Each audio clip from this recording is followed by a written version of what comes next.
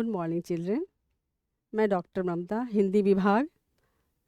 आज मैं छायावादी कवि जयशंकर प्रसाद को पढ़ाने वाली हूँ, जो कि MJC 4 सेमेस्टर 3 का टॉपिक है। जयशंकर प्रसाद। कविता तो बड़ी छोटी सी है, बीती विभावरी जागरी, जागरण काल के समय की यह कविता है। तो उस कविता को पढ़ने से पहले और उस पर चर्चा करने से पहले हम थोड़ा सा जयशंकर प्रसाद के बारे में जान लेते हैं। जयशंकर प्रसाद उस समय के सबसे प्रसिद्ध पुरस्कार मंगला पारितोषिक पुरस्कार से सम्मानित जयशंकर प्रसाद, जिनको युगांतरकारी कवि भी कहा जाता है। कहते हैं कि हिंदी साहित्य के ऐतिहासिक नाटक के अगर कोई जन्मदाता थे तो जयशंकर प्रसाद ही थे। हिंदी कविता में छायावाद को प्रतिष्ठित करने का श्रेय प्रसाद जी को ही जाता है। इन्हें युग प्रवर्तक भी कहा जाता है। डॉक्टर द्वारिका प्रसाद सक्सेना ने उनके बारे में जो कहा है कि प्रसाद छायावाद की काव्यधारा के प्रवर्तक ही नहीं अपितु उसकी प्रौढ़ता, शालीनता एवं गंभीरता के कवि हैं।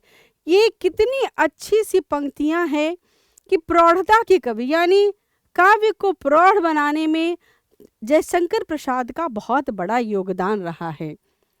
प्रसाद जी की कविताओं में प्रकृति के सचेतन रूप के साथ साथ मानव के लौकिक एवं पारलौकिक जीवन की जैसी रमणीय झांकी अंकित है, वैसी किसी अन्य कवि की कविता में नहीं। ये जयशंकर प्रसाद जी के लिए कहा जाता है। जयशंकर प्रसाद का पूरा नाम जयशंकर प्रसाद है। जन्म 30 जनवरी 1889 ईस्वी को वाराणसी में हुआ था। पिता देवी प्रसाद, माता मुन्नी देवी, पत्नी कमला देवी। पेशा कवि, कहानीकार, नाटककार, उपन्यासकार। उनकी मृत्यु हुई थी 15 नवंबर 1937 को। भाषा उनकी थी संस्कृत, हिंदी, फारसी, कई भाषाओं के ज्ञान थे उनके बारे में कहा ऐसे वो बहुत ही प्रतिष्ठित और संभ्रांत परिवार से आते हैं। उनके बारे में कहा जाता है कि ये एक ऐसे कवि थे, ऐसे नाटककार और उपन्यासकार, जिन्होंने कभी बहुत बड़े स्कूल और कॉलेजों का मुंह नहीं देखा। सारी शिक्षा, जितनी भी भाषाएं उन्होंने सीखी या फिर जितनी भी शिक्षा उन्होंने प्राप्त की, वह अपने घर में रह करके, तो घर में रह करके इतने विशिष्ट व्यक्तित्व के को धारण करने वाले कवि और कोई दूसरे ही नहीं हैं। उनकी कई कृतियां हैं। उन कृतियों को मैंने बहुत कम कृतियों को इस में लिया है। कहानियां हैं आकाशदीप, इंद्रजाल, आंधी, छाया, पुरस्कार। उपन्यास तितली, इरावती, कंकाल। कुछ मुख्य नाटक है चंद्रगुप्त, स्कंदगुप्त, अजातशत्रु। काव्य रचनाएं हैं लहर, कामायनी, झरना, आकाशदीप, प्रेम पथिक। चंद्रगुप्त उनका इतना प्रसिद्ध नाटक है जिसमें विदेशी कॉर्नेलिया के बहाने, विदेशी कॉर्नेलिया के मुख से वह देश प्रेम की गाथा को गवाते हैं और वीर गाथात्मक काव्य की भी उन्होंने इस नाटक में रचना की है। हिमाद्रि तृंग श्रृंग से प्रबुद्ध शुद्ध भारती, स्वयं प्रभा समुद्र जरा स्वतंत्रता पुकारती। और कॉर्नेलिया जो गाना गाती है, अरुणिया मधुमय देश हमारा, जहाँ पहुँच अनजान क्षितिज को मिलता एक सहारा। तो इस तरह की काव्य रचना से हमें यह समझ में आता है कि देश प्रेम की जो भावना थी वह जयशंकर प्रसाद में कूट कूट कर भरी हुई थी। अब हम आते हैं, उनकी एक छोटी सी कविता है बीती विभावरी जागरी। चूंकि यह कविता जागरण काल में लिखी गई थी, लहर काव्य संग्रह में संकलित थी 1935 ईस्वी में। कविता में इस कविता को जागरण का गीत भी कहा जाता है। और इस कविता में कवि ने विविधीय मानसिक रूप को कविता में उन्होंने मानवीय चेतना को लिया है, प्रकृति में मानवीय चेतना का उद्गार किया है। पराधीन भारत को स्वतंत्रता प्राप्ति के लिए प्रति जागृत करने हेतु इस कविता की रचना की गई थी। इस कविता में प्रकृति को, जब मैं बोली कि प्रकृति को माध्यम बनाकर जागरण का संदेश दिया गया है। प्रातः काल का चित्रण एवं संबोधन शैली का प्रयोग किया गया है। अब हम आते हैं कविता में कि बीती विभावरी जागरी। विभावरी रात्रि का समय बीती, यानी कि रात खत्म हो चुका है और अंबर को उन्होंने पनघट का रूप दिया है। यहाँ क्या मानवीय अलंकार है। प्रकृति के प्रति सौंदर्य की चेतना यहाँ दिखाई दे रही है। अंबर पनघट पर डूबो रही तारा घट उषा नागरी। और नागरी से यहाँ क्या मत तात्पर्य निकलता है? एक कुशल स्त्री, एक कुशल गृहिणी। तारा घट उषा, उषा को यानी कि उषा क्या है? उषा नागरी एक कुशल गृहिणी, और तारा घट, तारा यानी वह चमकने वाली चीज जो रात को निकलती है। चंद्रमा और तारा मिलकर पृथ्वी को जो कि उजाला देते हैं, रोशनी फैलाते हैं।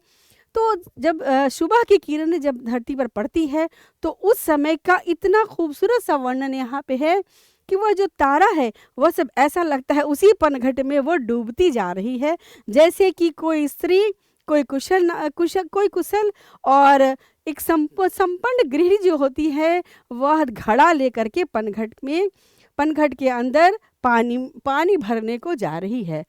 सुबह होने का जो सौंदर्यकारी दृश्य है कि खगकुल का अर्थ होता है पक्षियों का समूह, पक्षियों का समूह, और कुल का अर्थ होता है पक्षियों का कलवर। यानी कई जब ढेर सारे पक्षी मिलकर के चहचहाट निकालते हैं, अपनी आवाज निकालते हैं, मधुर संगीत सा वह जान पड़ता है। किसलय नए नए पत्ते, सुबह की का इतना सौंदर्यकारी चित्रण किया गया है कि किसलय का अंचल डोल रहा है। ऐसे लगते हैं नए नए पत्ते झूम रहे हैं कि अब तो सुबह हो गई, रात्रि खत्म होने को है। लो यह लतिका भी भर आई, और यह लतिका, यह पेड़, पत्ते और पौधे सभी सुगंध से भर चुके हैं। मधु मुकुल नवल रस गागरी, मधु मुकुल यानी सुगंध से भरी हुई फलियां, फूलों के बारे में कहा जा रहा है। नवल यानी नया, रस नए रस से भर गया है। यह गागर जो है, यह संसार रूपी जो गागर है, प्रकृति की जो उष्मा है, जब सूरज की किरणें धरती पर पड़ती है तो उसके सौंदर्य में क्या क्या वृद्धि होती है। आगे की पंक्तियों में उन्होंने श्रृंगार के सौंदर्य और वियोग यानी दोनों ही रसों का बड़ा सुंदर चित्रण किया है। और इस चित्रण के माध्यम से ऐसा लगता है दो सखियां आपस में बात कर रही हैं, लेकिन सिर्फ दो सखियों का बात नहीं है इसमें, यहाँ पे इन पंक्तियों में नवजागरण का संदेश भी है। अधरों में राग यानी रंग, अमंद पिए, अमंद का अर्थ होता है चमक, कि ऐसा लगता है एक सखी दूसरे सखी को कह रही है कि ऐसा तुम्हारे होठों का जो रंग है वह अभी भी वैसा का वैसा ही चमक लिए हुए है। क्यों ऐसा क्यों है? यहाँ वियोग की तरफ, वियोग रस का यहाँ पे एक चित्रण किया गया है। अलकों में मलजियल बंद लिए, स्त्री के जो बाल हैं, लंबे बाल, स्त्री के सौंदर्य की यहाँ पे परिभाषा दी जा रही है। लंबे बाल जो है वो भी बंधे हुए हैं। तो अब तक सोई है आली, और ऐसा लगता है तुम्हारी आंखों को देख करके कि तुम अब तक ही सोई हो। तुम्हारी जो आंखें हैं वह अभी जगी नहीं है, तुम ऐसी नींद में हो, लगता है जैसे तुम सुबह हो तो गई है लेकिन तुम अभी तक वैसे के वैसे ही सोई हो। आंखों में बड़ी बिहागरी, ऐसा लगता है कि आंखों में एक प्रतीक्षा है। किसकी प्रतीक्षा है? तो प्रेमी की प्रतीक्षा है। तो यहाँ उन्होंने श्रृंगार के सौंदर्य रस की व्याख्या की है, लेकिन इस सौंदर्य रस की व्याख्या के अंतर्गत उन्होंने देशवासियों को जागरण का संदेश भी दिया है कि उठो, जगो और अब संघर्ष के लिए तैयार हो जाओ। नव जागरण का संदेश, जागरण का यह संदेश है। यह कविता क्या है कि प्रकृति को माध्यम बनाया गया है जागृत करने के लिए।